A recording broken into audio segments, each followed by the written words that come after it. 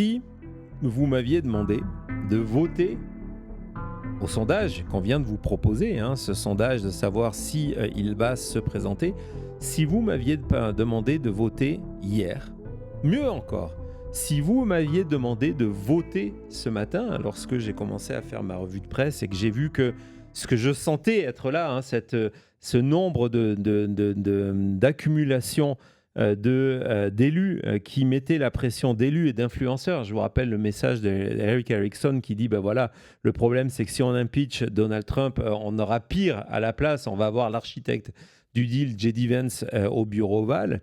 Si vous m'aviez demandé de voter à ce moment-là, ma réponse aurait été la même que vous. La même que vous. J'aurais dit non.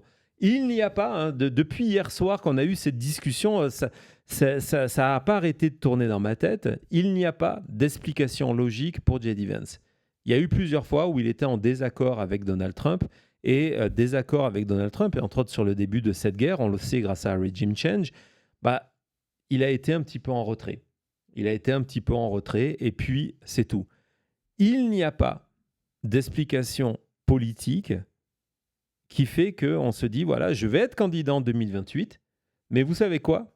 Je ne vais pas penser à mon propre avenir, c'est pas comme ça que les politiques fonctionnent, et je vais me sacrifier pour quelqu'un qui ne sera plus au pouvoir dans 2 ans et demi et qui, dans 3 mois, va perdre la majorité. Je vais me sacrifier pour quelqu'un qui a 80 ans et qui n'est plus aucune menace politique. Ça n'existe pas. Et donc, pour moi, suite à notre conversation hier, et c'est vraiment la réponse dans une majorité que vous avez fait, je me suis dit, c'est bon, ça confirme des tas de choses. J.D. Vance ne va pas se présenter en 2028. En 2028, ça sera Rubio, d'autres. Hier, on a fait la liste, on a une quinzaine de républicains. Et justement, il faut revenir à ce que je pense être le scénario de l'élection en 2028. En 2028, pour la présidentielle, il y aura un candidat démocrate, une ou un candidat démocrate. Je pense que ça sera pour des tas de raisons un candidat démocrate. Ça ne veut pas dire que je cautionne ça, mais je pense que ça sera un candidat démocrate qui, je n'en sais rien. Je vous ai déjà donné plusieurs fois dans les directs de mon bureau quel était mon top 3. Il y aura un candidat républicain et il y aura un troisième candidat d'importance, pas des petits candidats, un troisième candidat d'importance, plus important que ce qu'avait été RFK en 2024 avant de rejoindre Trump. Il y aura un candidat America First. Il y aura un candidat America First opposé au candidat choisi par Donald Trump pour la continuation de Donald Trump. Je vous parle d'un candidat, pas en termes de primaire. Il y aura différents candidats et candidates au terme des primaires républicaines, mais un candidat à part sous l'étiquette America First, un ticket qui pourrait être Thomas Massie, Marjorie Taylor Greene, Tucker Carlson, Marjorie Taylor Greene. Vous voyez ce genre de candidat.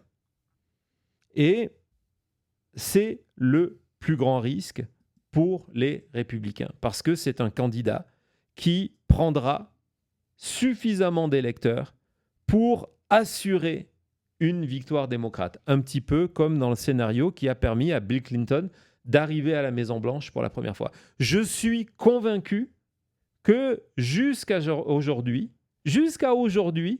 c'est l'option la plus plausible pour les élections de 2028. Oui, Maxence, ce fameux spoiler candidate.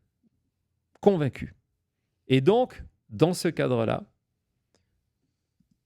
lorsque tout ça arrive, jusqu'à ce matin, je me dis, tiens, il va y avoir un autre candidat républicain qui ne sera pas J.D. Vance. J.D. Vance a accepté de se sacrifier, d'aller vendre ce deal, et lui aussi, il sait qu'il est pourri. Tout le monde sait que ce deal est pourri, parce qu'il sait qu'il ne sera pas candidat.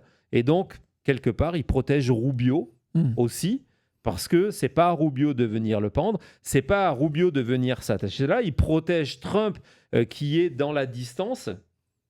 C'est vraiment l'idée.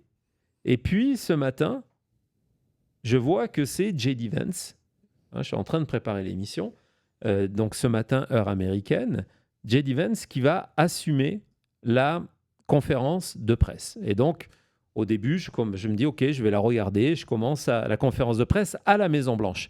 Hein, c'est la photo que vous avez. C'est J.D. Vance ce matin, dans un cadre encore officiel. Je me dis, waouh, on n'est plus sur Fox News. Ouais, la télé. On n'est pas dans un podcast. C'est que J.D. Vance, on l'envoie tout seul en première ligne à la Maison-Blanche venir défendre ce deal-là. Hein, on est vraiment dans le sacrifice du soldat Vance. Hein, c'est vraiment ça.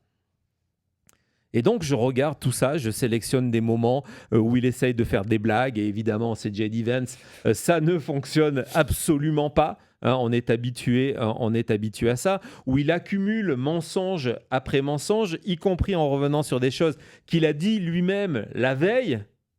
On est habitué à ça. En me disant que, waouh, il ne peut pas se présenter, il est terrible dans une primaire, dans un débat républicain. Il va se faire détruire parce qu'il est mal à l'aise. Il est mal à l'aise. Et donc,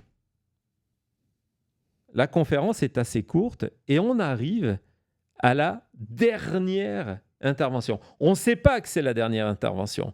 Cette dernière intervention, il n'y a que JD qui sait que c'est sa dernière. Et d'ailleurs, il va donner un élément extrêmement important.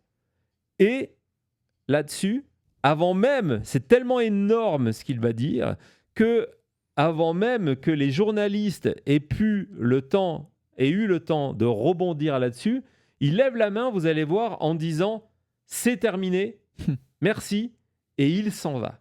Et donc, c'est quoi? J.D. Vance utilise sa dernière intervention à la Maison-Blanche, et évidemment, rien n'est lié au hasard. Cette intervention de J.D. Vance a été pensée, elle a été approuvée par Donald Trump, et c'est un moment énorme pour désigner un nouveau méchant. Lorsque vous êtes un candidat, que ce soit en France, aux États-Unis, au Canada, en Belgique et en Suisse, vous avez besoin d'un méchant. Pour exister vous-même, en face de vous, il y a besoin d'avoir un méchant. C'est ce qui permet de rassembler vos électeurs. Il y a un méchant sur lequel on peut tous s'unir malgré nos différences, malgré le fait qu'on n'est pas d'accord sur tout entièrement, malgré le fait que ouais, je t'aime pas, t'es pas sympa, J.D. Vance, tu fais des blagues nulles, tu ne sais pas quel donut choisir, mais on a un ennemi commun. Et donc, J.D. Vance va désigner le nouvel ennemi des États-Unis. Lui, pas Donald Trump, lui, J.D. Vance, va désigner le nouvel ennemi des États-Unis. On regarde cette vidéo, elle est un petit peu longue, elle dure à peu près 2 minutes, et on en parle tout de suite après. C'est un moment historique. Vas-y, Thomas. Some element to this where. Go ahead. Thank you, sir. Jordan Conradson with the Gateway Pundit. I want to talk back to the Lebanon component of the Sure. deal. There's a report in Axios that Netanyahu's fuming over this. Israel doesn't feel bound to the MOU as it relates to Lebanon. If, as you mentioned, your frustration with Israel striking in Beirut, hitting apartment buildings, if that continues, could it torpedo the deal? And what would the U.S.'s response be to a broader war in Lebanon involving Israel and Hezbollah? Yeah, well, I don't want to get into hypotheticals that could torpedo the deal because I think the president's expectation is that all of our friends, the Israelis, the Arabs in the region, we're going to work together and actually see this deal to completion. Now, I saw the Axios report, that Netanyahu is fuming. That's not reflective of the conversations that I've had with him, but maybe he's saying something to somebody else that he's not saying to me. What I will say, and this does bother me, is that you have seen people within Bibi's cabinet who have come out and attacked the deal and in some ways very personally attacked the President of the United States. And I guess my message to them would be twofold.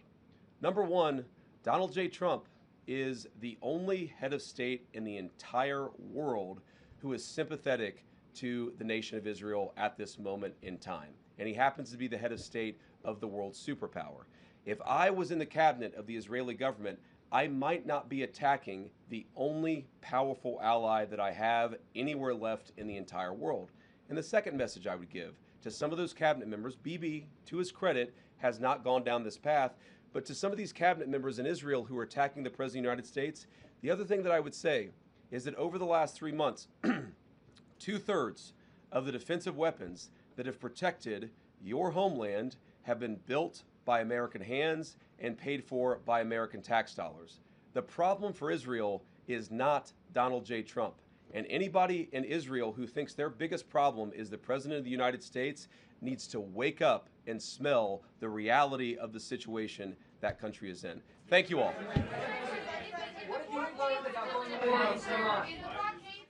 JD Vance, excusez-moi, vient de lancer une série de bombes, vraiment, de bombes politiques à différents niveaux. Dans un premier niveau, vous pouvez vous dire que tout ce que touche Trump meurt et que pour survivre politiquement, Trump n'hésitera pas à sacrifier ses alliés d'hier. Donc, au départ de cette intervention de 2 minutes, autour d'Israël et autour de Netanyahou et de ses ministres, il y a cet article qui a été publié par Axios, encore une fois, qui a des contacts privilégiés. On l'a vu avec Donald Trump, mais aussi avec Netanyahou. On a le tweet, Thomas, s'il te plaît, Vance Israël, Axios. Donc, on a ce tweet-là, qui part au départ d'un article de Barak Ravid en disant que Netanyahou est fou de colère et l'ensemble des alliés sont fous de colère de cette décision, de ce deal. Et donc, il y a tout cet article. Et là, il dit que il revient quelques heures après en disant que pour l'instant, Netanyahou ne fera pas ce qu'il avait fait en 2015. En 2015, il était allé devant la Knesset pour faire un discours d'urgence en expliquant que le deal d'Obama, c'était la plus grande trahison jamais faite contre le peuple israélien. Il n'ira pas jusque-là parce qu'il sait que s'il parle, ça veut dire qu'il va rentrer en affrontement direct avec Trump. Donc, il n'ira pas là, mais c'est le temps en Israël. Et on va voir qu'on a différents articles de presse en Israël. On nous parle, avant de voir ça, excuse-moi, de capitulation, par exemple. Capitulation, regardez, en disant on n'arrive pas à y croire parce que du côté israélien, ce qu'on apprend dans l'article de Axios, c'est que pendant 3 jours, du côté Donald Trump, en gros, on n'a plus répondu au téléphone. Donc on s'est dit, oula, il est en train de se préparer quelque chose, et que le fameux deal, oui, on nous l'a montré avant de le signer, mais c'était déjà lorsque c'était annoncé. En gros, on l'a vu 2 ou 3 heures avant la signature, histoire de vous dire, regardez, on l'a envoyé. Et donc, du côté d'Israël, on est complètement sans voix par rapport à ça. Je vais vous montrer d'autres articles israéliens aujourd'hui. Donc ça, c'est le blog du rédacteur en chef de Channel 12, qui est l'équivalent de Fox News, en disant le deal est pire ce que nous pensions. Et ce qu'on va découvrir dans tout ça, c'est que la population israélienne a compris, peut-être avant les républicains, que Trump était en train de les désigner, et on l'a vu hier au G7 où 2 ou 3 fois, il a commencé à dire que le problème de Netanyahou, c'est qu'il bombarde tout le monde. Vous rentrez dans un immeuble, l'immeuble, il vous tombe dessus. C'est ce qu'a dit hier Trump au niveau du G7, et que la population israélienne, on sait que Trump aime dire que s'il voulait aller se présenter aux élections en Israël, il gagnerait, qu'il a 90% de taux d'approbation, merci Cody, là-bas. Mea culpa, je ne suis jamais allé vérifier ces chiffres-là. Évidemment, je savais que c'est des chiffres exagérés, mais ce qu'on apprend, c'est que depuis ces dernières semaines, le taux d'approbation de Trump en Israël est désormais négatif. Donc, on est dans cette situation-là où on a compris ce qui est en train de se passer. Je pense qu'on a peut-être notre... fais voir celui-là, si c'est juste celui-là. Non. Donc, ça, c'est la situation. Le contexte de début de cette question, c'est de dire, voilà, on sait que du côté des Israéliens, on n'est pas content. Donc, on demande l'avis de JD Vance. Il dit, ah ben ouais, j'ai lu l'article de Axios. Lorsque Bibi, donc Netanyahou, me parle, j'ai pas forcément le même son de voix, mais ça, c'est juste pour trouver une excuse avant de dire que je vais attaquer. Et donc là, il n'attaque pas les médias, parce que moi je pensais qu'il allait dire que c'est Axios qui avait menti et de ne pas faire attention. Ouais. Non, il va attaquer les ministres de Netanyahou. en disant, et avec des mots extrêmement durs, avec des mises en garde, en disant, les membres du ministère de Netanyahou devraient se souvenir de 2 choses. La première chose, et il va le répéter 2 fois, Donald J. Trump, donc Donald Trump, est le seul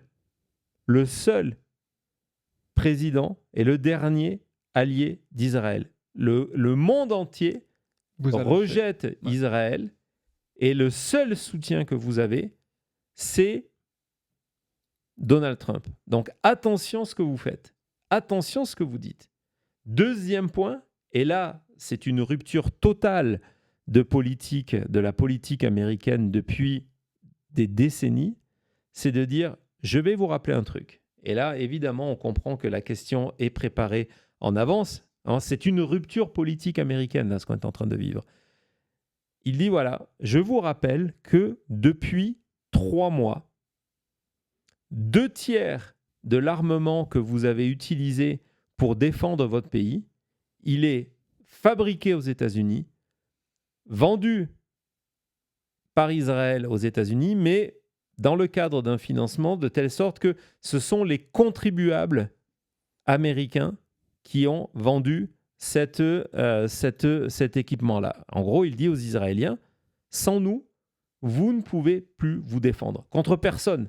Contre l'Iran, contre Hezbollah, contre n'importe qui, vous ne pouvez plus vous défendre. Et donc, on est quasiment, il y a un côté, un écho. Moi, j'ai pensé tout de suite à cette réunion dans le bureau Oval avec Zelensky, lorsqu'il dit, voilà, est-ce qu'au moins vous avez dit thank you? Il y a cette même notion en disant, voilà, attention à ce que vous dites, parce que sinon, on peut arrêter ça. On peut se retourner contre vous et on peut arrêter de vous vendre des armes. Et c'est ce qui a été fait.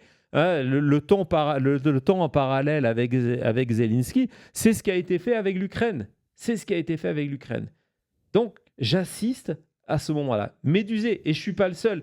Regardez comment les médias américains et anglais, tout de suite, ont compris que c'était quelque chose de majeur qui était en train de se passer.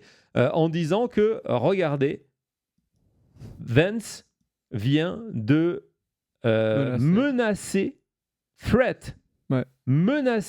Israël après des critiques d'Israël contre le deal de Trump.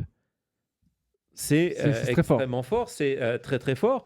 Donc, regardez l'article dit, voilà, la manière dont leur a dit J.D. Vance, c'est « shut up, fermez-la, sinon vous pouvez perdre l'aide militaire américaine. » Ouais, Bruno, c'est un point de bascule et je vais vous expliquer comment il est encore plus important que ce qu'on pense. Mais vas-y Thomas, on continue à explorer tout ça. Donc, on vient de voir, c'est la reprise de la citation, on vient de l'entendre de la part de J.D. Vance qui reproche du fait que on attaque le président des États-Unis, y compris de manière très personnelle, ce qui est insupportable. C'est une déclaration de guerre, c'est du passif-agressif, mais ça reste là.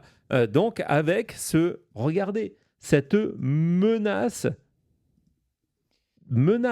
implicit threat, de couper l'aide de la défense américaine à Israël.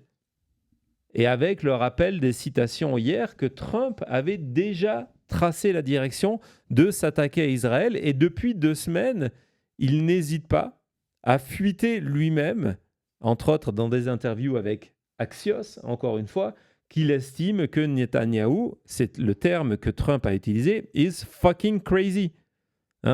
Tout ça n'est pas lié au hasard. On va continuer à avancer parce que, quand je vous dis que c'est une information capitale, regardez la une du New York Times qui titre sur quoi ? Sur cette menace. Sur le fait que Vance a issues, donc il a dit a blunt warning, donc une mise en garde violente, on va dire ça.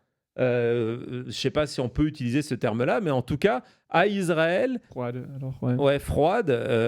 Et donc, regardez, et vous allez voir, en plus, c'est amusant, c'est que c'est Jonathan Swam qui a écrit l'article, donc un des co-auteurs de Regime Change, Donc, on revient sur ça en disant que voilà, c'est vraiment le cœur de cette déclaration de presse. Et la seule chose qu'il faut se souvenir de cette conférence de presse, c'est ce point-là. Et donc, l'article, vas-y Thomas. Donc, c'est un moment, regardez, extraordinaire. Pas dans le sens extraordinaire, fantastique, etc., mais parce que c'est une rupture violente de la politique américaine depuis toujours, et encore plus sous Trump, qui se présente comme le candidat le plus pro-Israël et qui a attaqué, on se rappelle les détails, on vous en a parlé dans notre émission, justement sur la top à la Maison-Blanche, qui a pris cette décision d'attaquer l'Iran suite justement après la visite le 11 février de Netanyahou. On est dans un moment, un point de bascule extrêmement important. Et moi, lorsque j'entends ça, ma conclusion à ce moment-là, c'est que J.D. Vance va être candidat en 2028. Je vous explique ça tout de suite après.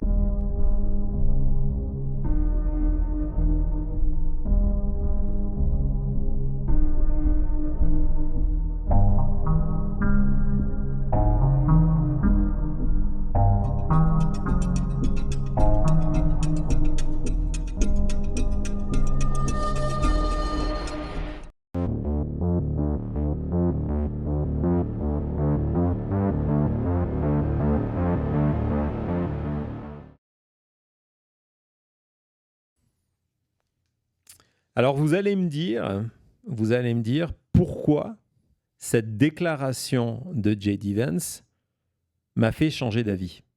Et peut-être je vais réussir à vous convaincre ou pas. On va voir juste dans quelques minutes, vous allez pouvoir voter.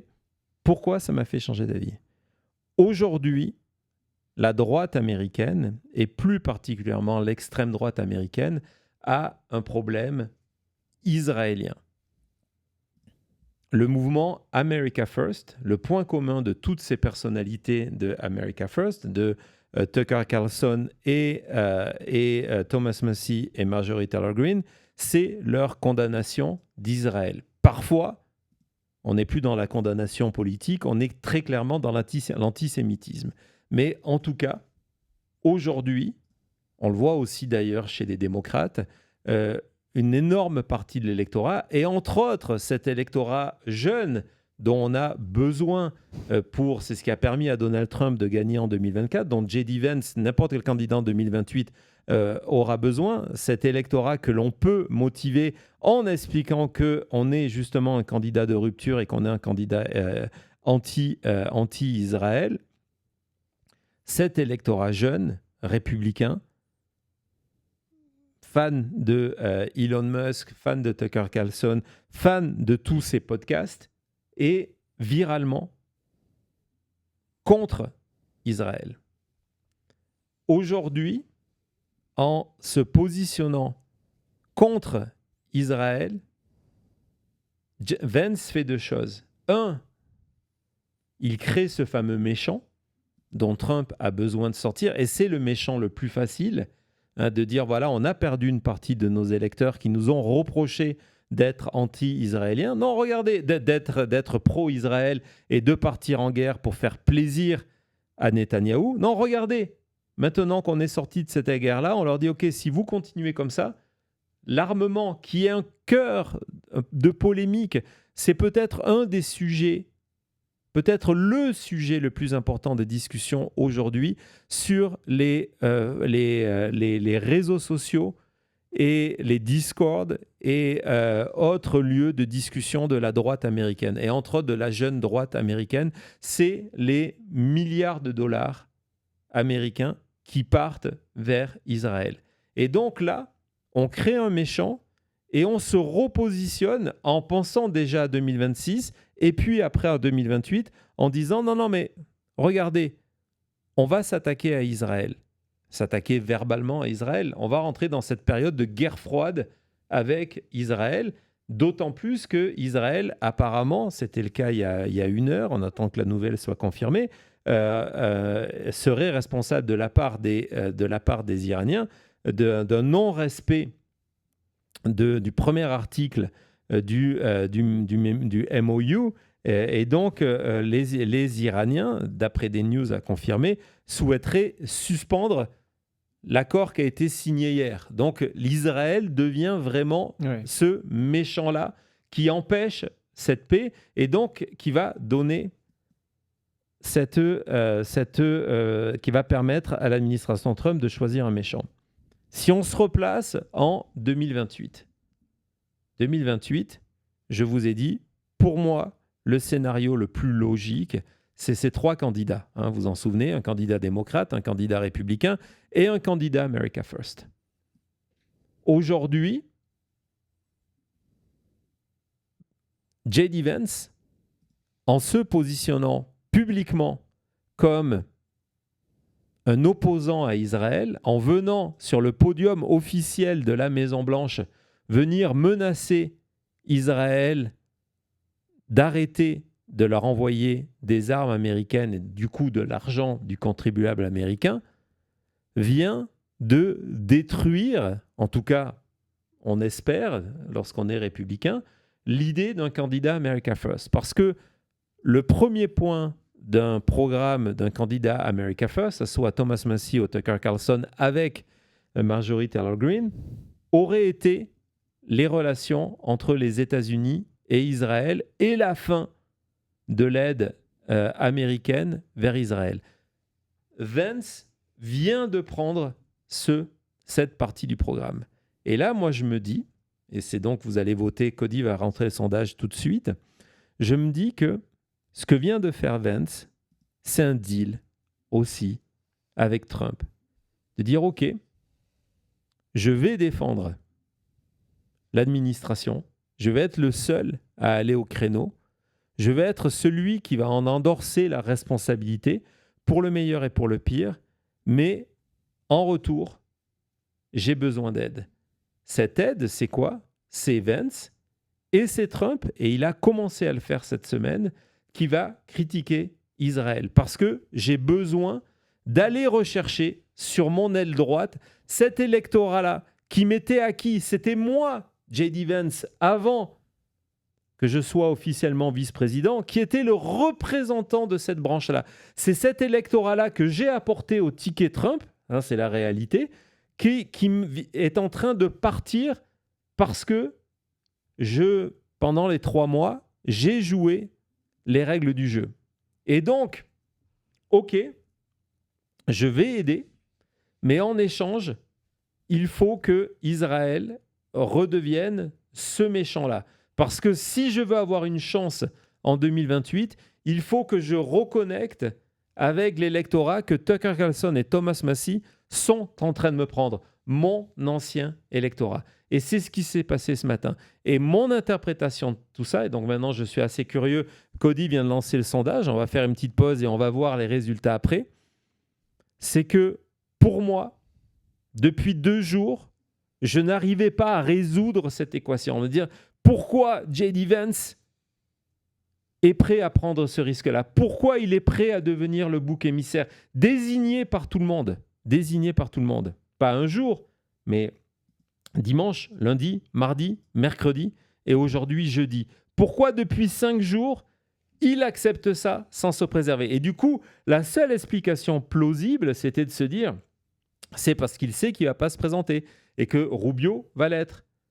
Et si, en fait, le truc, c'était de se dire, non, il sait au contraire qu'il va se présenter et il a obtenu en échange cette possibilité de commencer dès ce 18 juin à attaquer Israël avec le soutien de Donald Trump. Si c'est le cas, ça veut dire que Rubio ne sera pas le candidat en 2028, ça sera J.D. Vance, l'héritier de Donald Trump. À tout de suite pour le résultat des sondages.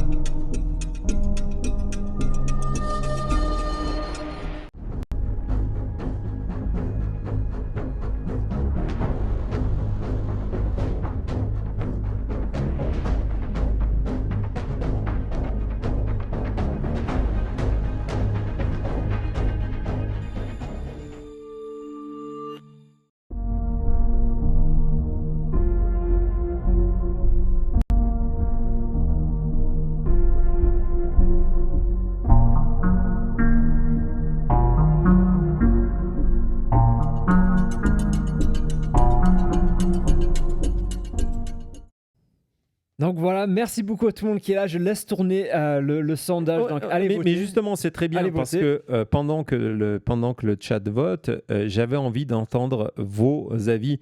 Donc, je vais commencer par toi, Cody. Après, on va entendre Thomas. Tu penses quoi de cette théorie-là?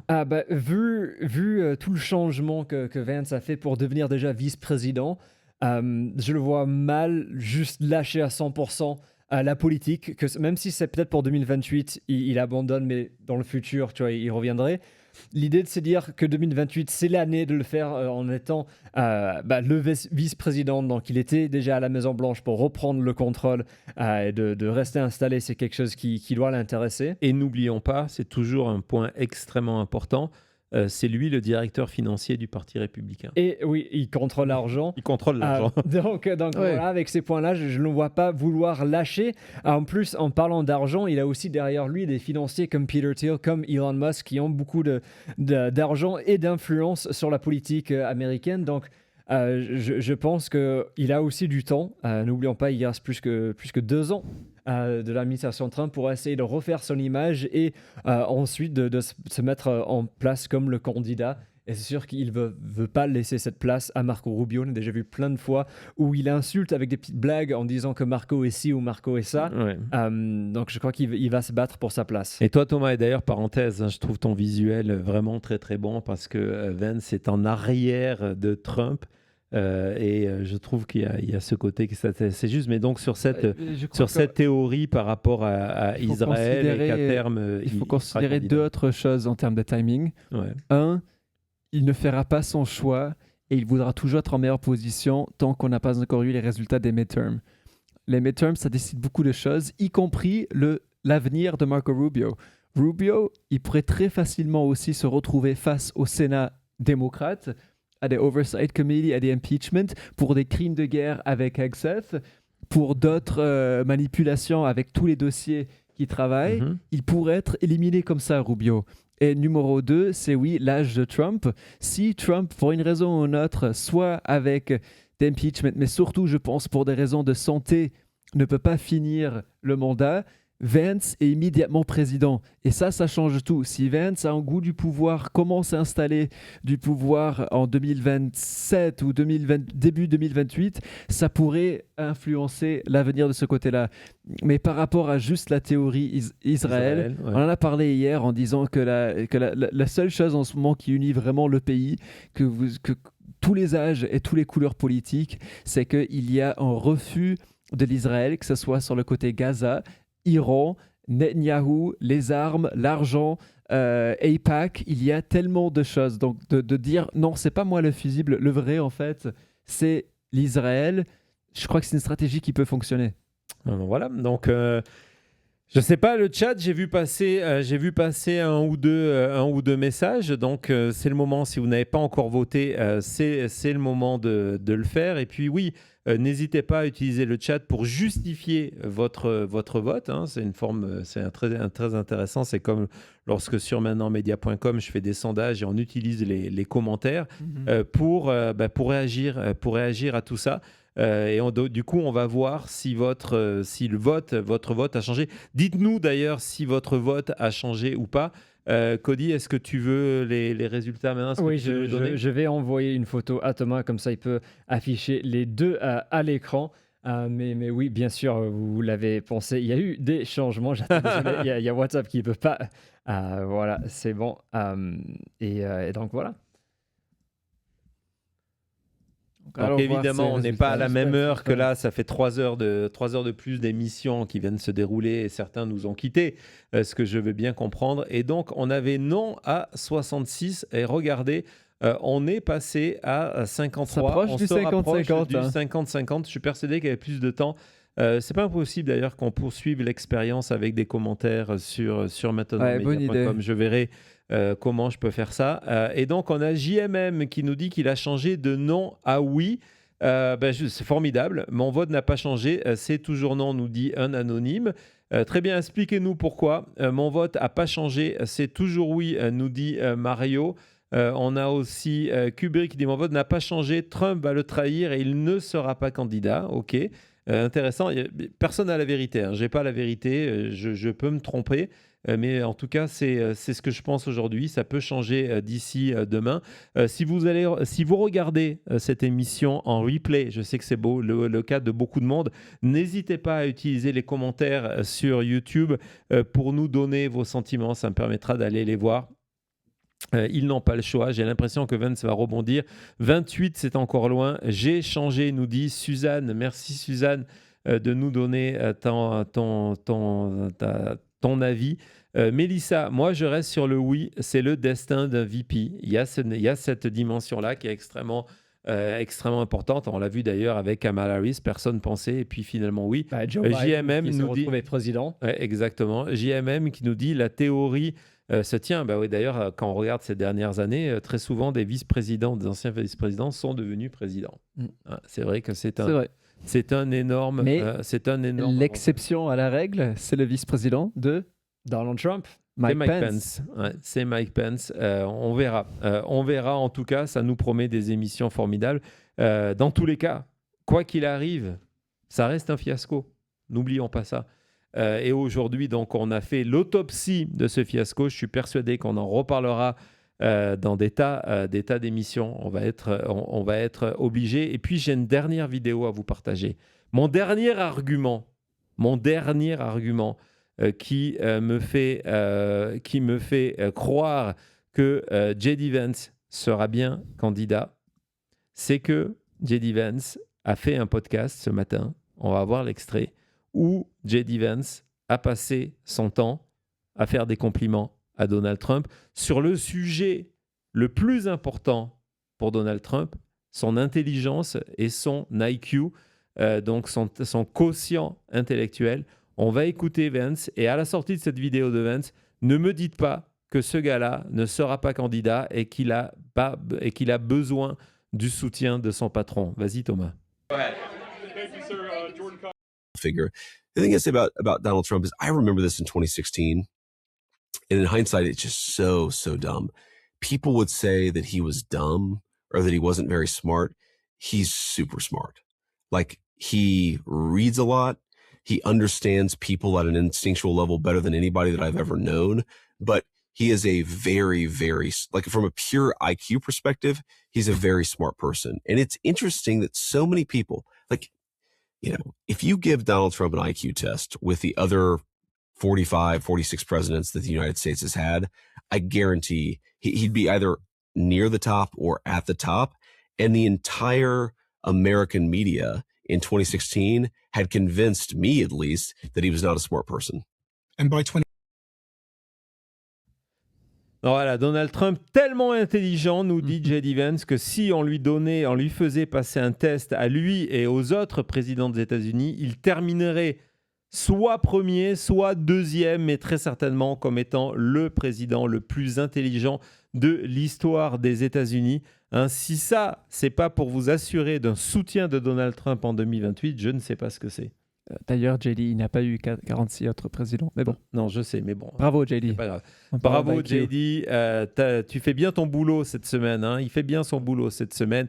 En tout cas, ça va être passionnant de suivre ça. Regardez, on a parlé de 2028 alors que on n'est pas encore au 3 novembre aux élections de midterm qui vont être passionnantes de 2026, donc de ce novembre-là. Dans tous les cas, voilà, c'était la chute.